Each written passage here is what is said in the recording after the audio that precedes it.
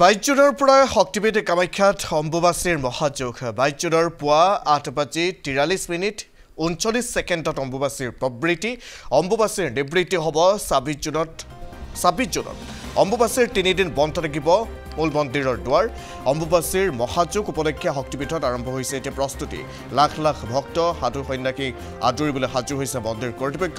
অম্বুবাচীৰ আয়োজনক লৈ পৰ্যটন বিভাগেৰে মন্দিৰ কৰ্তৃপক্ষৰ আলোচনা অম্বুবাচী মেলাৰ বাবে মন্দিৰ কৰ্তৃপক্ষ গঠন কৰিছে পৰিচালনা সমিতি জিলা প্ৰশাসনৰ সহযোগত পৰিচালনা সমিতিয়ে মন্দিৰত চলাইছে যাৱতীয় প্ৰস্তুতি ND24 আগত এই কথা প্ৰকাশ কৰিছে কামাখ্যাৰ দলৈ কবীন্দ্ৰ প্ৰসাদ শৰ্মাই অভিষেক জনাব সতীৰ্থ সাংবাদিক হিৰুল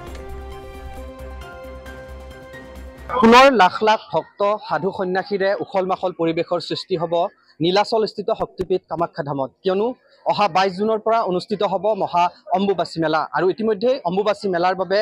যা যোগাৰ আৰম্ভ হৈছে শক্তিপীঠ কামাখ্যা ধামত ইতিমধ্যে পৰ্যটন বিভাগ লগতে প্ৰশাসনৰ লগতো বিশেষ বৈঠকত মিলিত হৈছে কামাখ্যা দলয় কৰ্তৃপক্ষ আৰু এই মুহূৰ্তত অৰ্থাৎ কেনে ধৰণে গোটেই প্ৰস্তুতি চলিছে মহা অম্বুবাচী মহায়োগৰ কাৰণে কেনে ধৰণৰ ব্যৱস্থাৱলী গ্ৰহণ কৰা হৈছে বা প্ৰশাসনৰ লগত কিমান সংযোগ ঘটিছে বা কেনে ধৰণে গোটেই পৰ্যালোচনা বৈঠক চলিছে সকলো কথা জনাৰ চেষ্টা কৰিম এই মুহূৰ্তত শক্তিপীঠ কামাখ্যাৰ দলয় কবীন্দ্ৰ প্ৰসাদ শৰ্মা ডাঙৰীয়া আমাৰ মাজত উপস্থিত আছে আমি তেখেতৰ পৰা পুনে পুনে গোটেই ব্যৱস্থাৱলীৰ কথা জনাৰ চেষ্টা কৰিম যেহেতু পৰম্পৰাগতভাৱে প্ৰতি বছৰে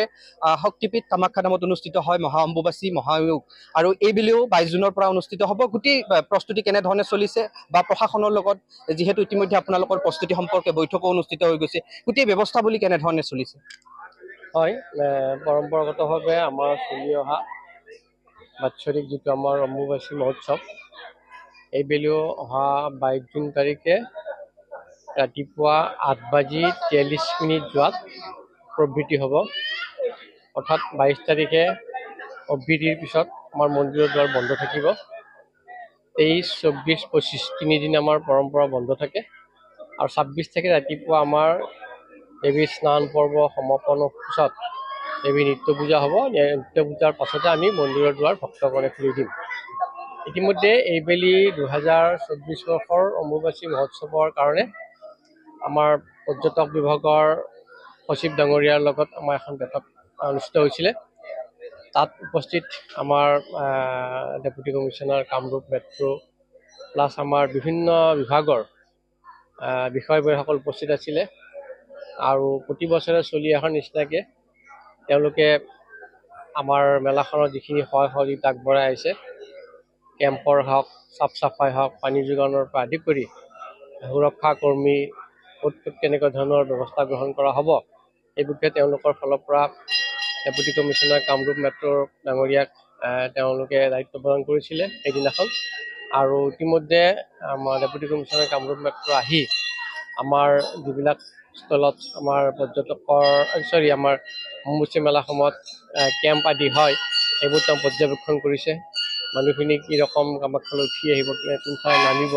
আদি কৰি বিভিন্ন বিভাগৰ যিবিলাক কাম কাজ তেওঁলোক আহি পৰ্যবেক্ষণ কৰিছে আৰু ইতিমধ্যে আমি আমাৰ দেৱালয় কৰ্তৃপক্ষৰ পৰাও প্ৰতি বছৰৰ দৰে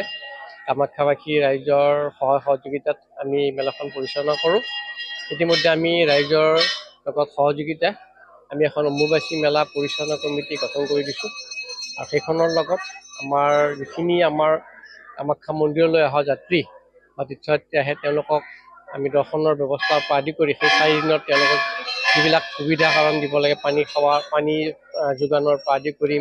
ফাষ্টে খোৱা বা আদি কৰি যিবিলাক আমাৰ কৰণীয় সেইখিনি আমাৰ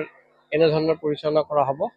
আমি বিষয়ববীয়াসকলৰ লগত দায়িত্ব দিছোঁ আৰু তেওঁলোকৰ সহযোগিতাত আমি আগন্তুক অম্বুবাচী মেলাখন সুকলমে চলাই নিব পাৰিম বুলি আশা কৰিছোঁ যিহেতু যোৱা বৰ্ষটো সুকলমে অনুষ্ঠিত হৈ গ'ল এইবাৰো যথেষ্ট সংখ্যক ভক্তৰ সমাগম হোৱাৰ আশা কৰা হৈছে বা ধাৰণা কৰিব পাৰি যেহেতু যোৱা বৰ্ষটো তেনেধৰণৰ পৰিৱেশ এটা ভাল হৈছিলে এইবাৰো তেনেধৰণে হৈছে আপোনালোকে কিমানমান আহিব বুলি আশা কৰিছে আৰু কেনেকুৱা ধৰণৰ গোটেই ব্যৱস্থা বুলি চাওক 2012 চনৰ পৰা 2012ৰ পৰা যেতিয়া অসম চৰকাৰৰ তৰফৰ পৰা এক ফাণ্ড এটা ৰিলিজ কৰি তেওঁলোকে সহযোগিতাত অম্বুবাচী মেলা আৰম্ভ কৰা হ'ল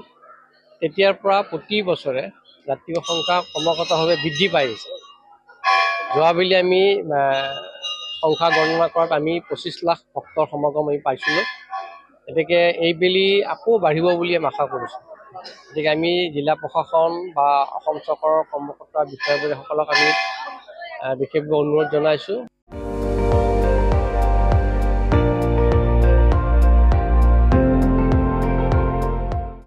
আপুনি চাই আছে ND24, সৰ্বশ্ৰেষ্ঠ নহয় সৰ্বোত্তমৰ দৌৰত।